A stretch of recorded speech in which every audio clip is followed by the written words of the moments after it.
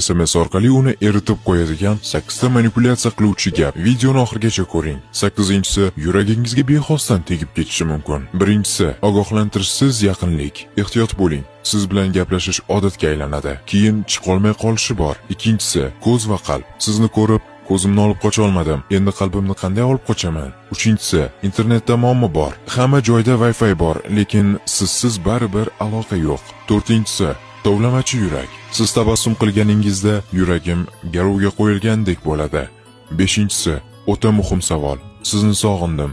Yozishim kerakmi yoki hali sabr qilishni davom ettiraymi? 6-inchisi yagona joy.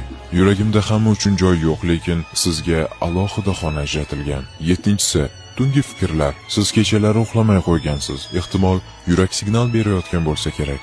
8-inchisi ruhiy iqlimni o'zgartirish. Siz fikrimga kelganingizda kayfiyatim +25 darajaga ko'tariladi. Qolgan jiddiy taqiqlangan usullarni yopiq Telegram kanalimga joylab qo'ydim. Profildagi havola orqali qo'shiling.